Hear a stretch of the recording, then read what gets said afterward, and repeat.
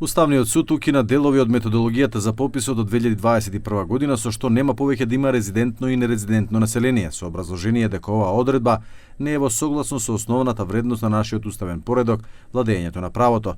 Според Уставниот суд, одлуката нема да има ретроактивно дејство за веќе спроведениот попис во 2021 година. Директорот на Државниот завод за статистика ги пречекорил своите надлежности и со подзаконски акт извршил категоризирање на резидентно и нерезидентно население, зашто нема законско властување.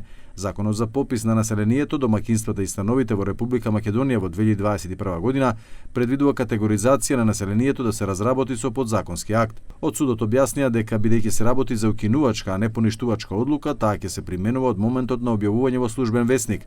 Вице-премиерот Арбен Фетај тврди дека ќе се разгледаат сите импликации направени при распределбата на блок дотации на општините, чие население главно живее во диаспората, но не беше вклучено во последната буџетска распределба.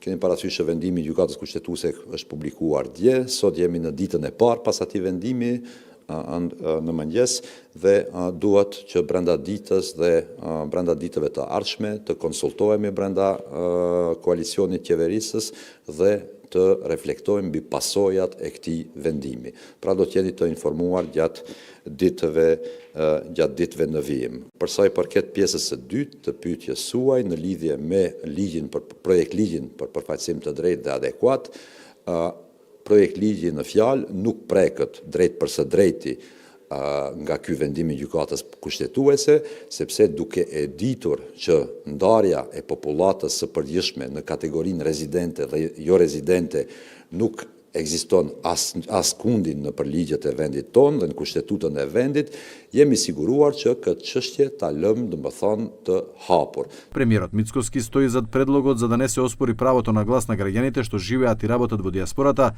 да се воспостави една изборна единица. Тој дури рече дека и пописот на населението треба да се спроведе преку онлайн и вкрстување на податоци од различни бази на институции, додека само 10% од населението што останува да се евидентира на терен. Само кај нас пописот се претвори во политичка алатка, иако и тогаш и денеска како опозиција тврдиме, а сега како влада, а тогаш како опозиција, ова е техничка операција, да не ја поврзуваме со политички работи. Ова е техничка за да ни даде одговор како ќе се развива државата. И вториот мој дел беше, бидејќи да не оспоруваме правото на диаспората, како што некој вели дека го оспоруваме правото да гласа, еве дајте една изборна единица, и сите гласови да се собираат во таа изборна една единица. Прашањето за пресметка на правична и соодветна застапеност ќе се регулира со подзаконски акт, методологија за правична и соодветна застапеност, која треба да ја усвои координативно тело што ќе се формира по донесувањето на законот во собранието.